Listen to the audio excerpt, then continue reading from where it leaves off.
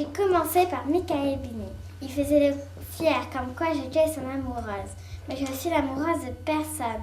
Ok, au moment où tu dis mais, j'aimerais que tu respires avant. Tu fais un arrêt. Mais je suis l'amoureuse de personne, compris? Tu vois, pour reprendre de l'énergie, il faut respirer. On reprend du début.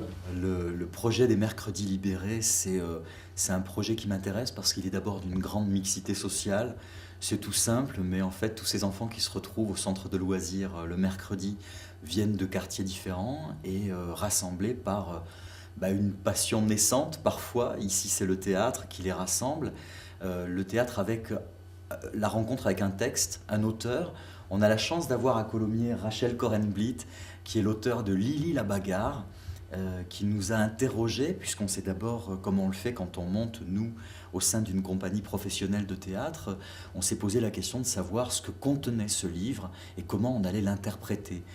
Comme une partition musicale, il s'agit ensuite d'accorder nos violons, d'utiliser nos corps comme caisse de résonance de cette histoire, qui est une histoire intéressante puisqu'elle va canaliser l'énergie d'une petite fille bagarreuse à travers un combat qu'elle va mener avec les enfants de sa classe pour que Aslan qui vient de Tchétchénie, alors elle le prononce Tchétchénie, elle essaie de comprendre où se situe la Tchétchénie et pourquoi cet enfant n'a pas de papier, pourquoi est-ce qu'il ne peut pas rester en France.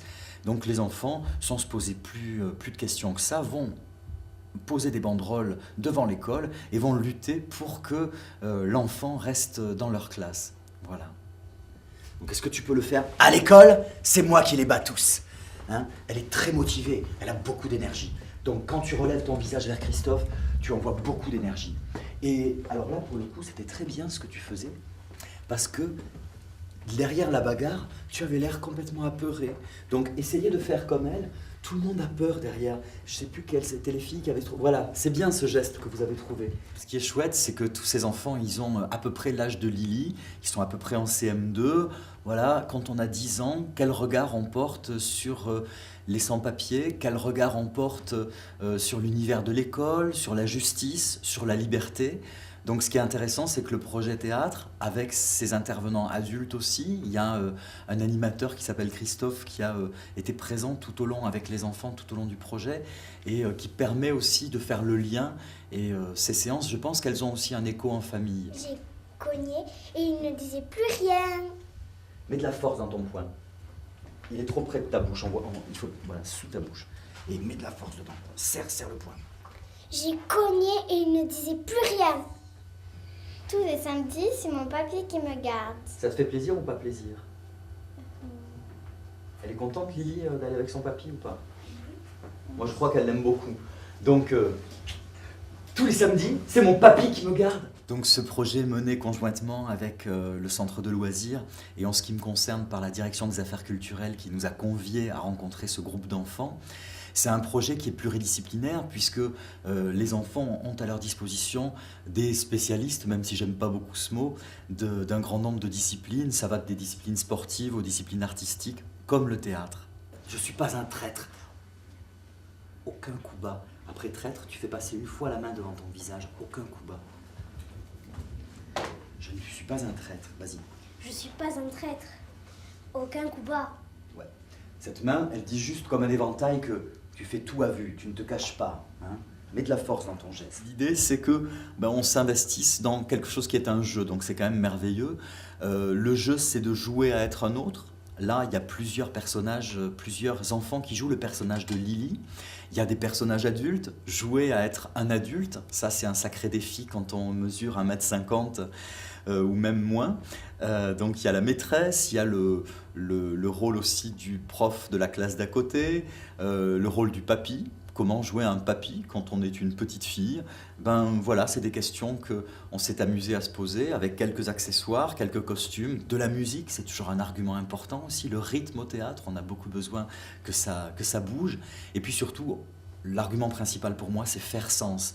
Il n'y a pas de théâtre sans une réflexion, sans une histoire commune à écrire ensemble. La dimension collective, elle est indispensable, comme peut-être dans certains moments sportifs. Il y a aussi une dimension sportive, on s'éclate au théâtre. Et là, dès qu'on met un chapeau comme ça, on devient un autre, là, tout de suite. On devient absolument un autre. Et on entre dans un univers absolument terrifiant, mais fort intéressant.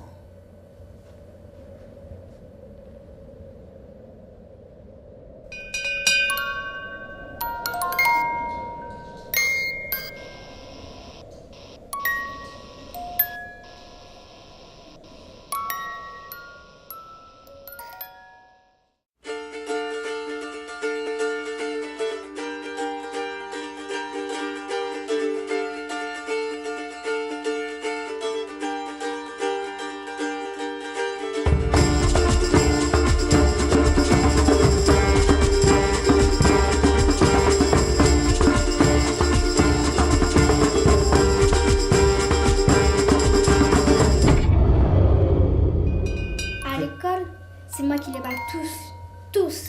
C'est moi la plus forte.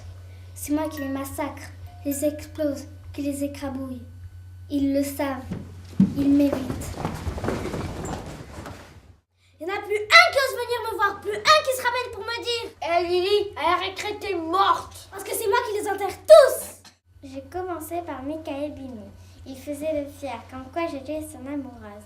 Mais je suis l'amoureuse de personne. Alors moi, je lui ai dit « Retire ce que t'as dit. Non !» Il a répondu « Je lui ai foncé dessus sans prévenir. » Faut dire que j'avais pas calculé. Il est tombé à la renverse. Je lui ai collé mes fesses sur le nez et j'ai gueulé. Retire, je suis pas ton amoureuse. Il a continué à s'agiter. Alors, je lui ai marché sur la main et je lui ai tordu le doigt. Il a hurlé comme un cochon. Ça m'a donné envie de rire. Sauf que je n'ai pas ri et je lui ai donné des coups sur les genoux, et d'autres sur les cuisses et même dans son ventre. J'ai cogné et il ne disait plus rien. Il pleurait. T'as fait pleurer mon copain? Ouais, j'ai répliqué. T'as fait pleurer mon copain parce que tu es un traître. Et moi, les traîtres, même si c'est des filles, je les arrange. Tu veux m'arranger? Je vais te polir la tronche. J'ai trouvé que c'était une jolie expression. J'ai visé son ventre. Je suis pas un traître. Aucun coup bas. Il s'est plié en deux. J'ai attrapé sa tête et je l'ai râpé contre le mur du préau.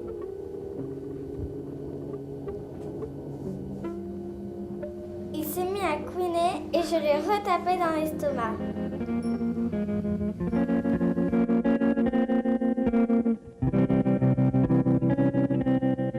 Il s'est écroulé, je me suis jetée sur lui et je l'ai écrasé. Alors, c'est qui qui a poli la gueule à l'autre, hein? Tout le monde s'est rassemblé autour de nous.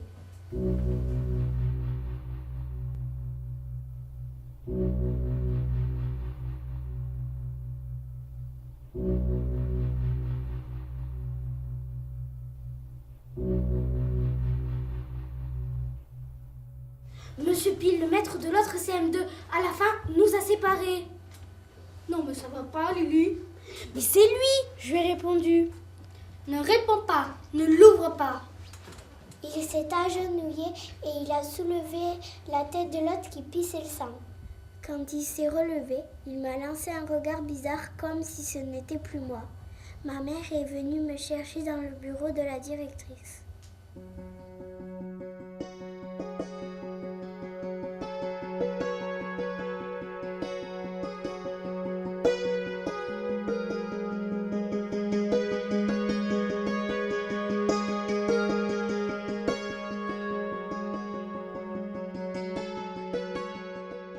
Bon, il ne faut plus que cela se reproduise.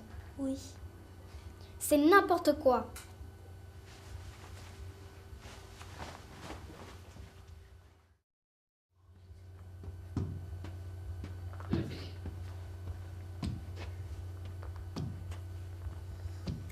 Tous les samedis, c'est mon papier qui me garde.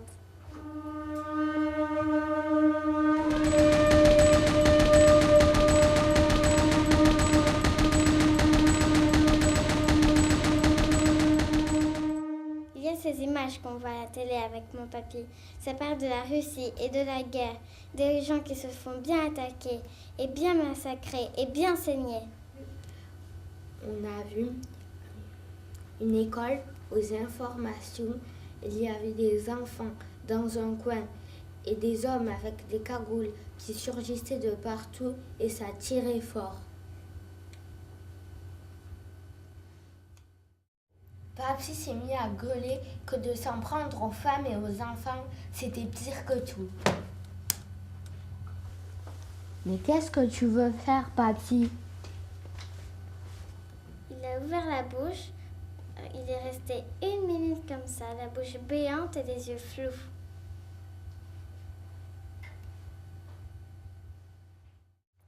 Mais si je réfléchis bien, ces gosses morts de trouille dans cette école avec les murs troués par les balles, c'est ma première image de Tchétchénie, la première fois que je l'ai vue.